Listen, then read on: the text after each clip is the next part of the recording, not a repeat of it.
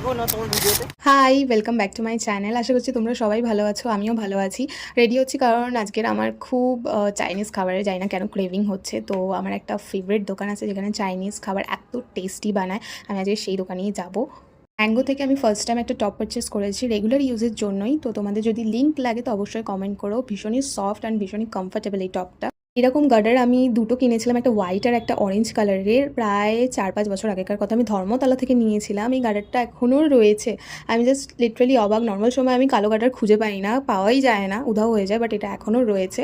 দেখে খুব ভালো লাগলো। আমি একা না, আমার সাথে দুটো হনুমানও আছে, সেটা তোমরা অবশ্যই প্রথমে বুঝতে পেরেছো।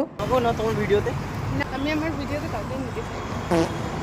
সবসময়ের মতনই আমরা এদেরকে ইগনোর করব। তো এটাই হচ্ছে সেই দোকানটা, পৌচাং। এটা থেকে হয়তো অবশ্যই অনেকে খেয়েছো, বা যারা খাওনি তাদেরকে আমি অবশ্যই রেকমেন্ডেড করব। আমরা দুটো জিনিস অর্ডার করেছিলাম, একটা হচ্ছে চিকেন ওয়ান্টন বার্ন গার্লিক ছিল হয়তো সামথিং কিছু একটা, আরেকটাও চিকেনেরই কিছু একটা আইটেম ছিল।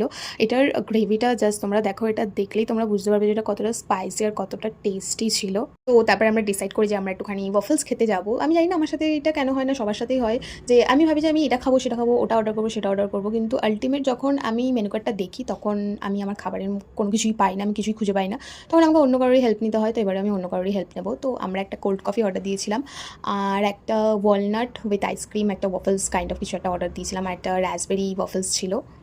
তারপরে আমরা ওখান থেকে অ্যাক্রোপলিস মলে যাই। তো একটা ওয়াচ কেনার ছিল, আমার না, আমার একটা ফ্রেন্ড ওর ভাইকে গিফট করবে। তো আমরা শপার স্টপে টাইটানের কালেকশন দেখতে গেছিলাম। আমরা অ্যাকচুয়ালি একটুখানি মেটালের উপরে দেখছিলাম, কারণ মেটালের উপরটা ওর উপরে বেশি স্যুট করবে, আর ভালোও লাগছিলো সব কালেকশনগুলো। আর এতগুলো কালেকশন দেখে না জাস্ট বুঝতে পারছিলাম না কোনটা ডিসাইড করব, কিন্তু আমার এই গোল্ডেনের আর সিলভারের উপর কালেকশনটা খুব ভালো লেগেছিলো।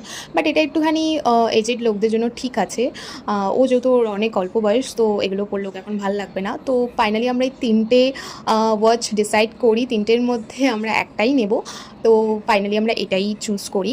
ওয়াচটা কেমন লাগলো তোমরা অবশ্যই জানিও। তো ভিডিওটা আমি এখানেই এন্ড করছি। ভালো লাগলে লাইক কমেন্ট শেয়ার করে দিও। বাই।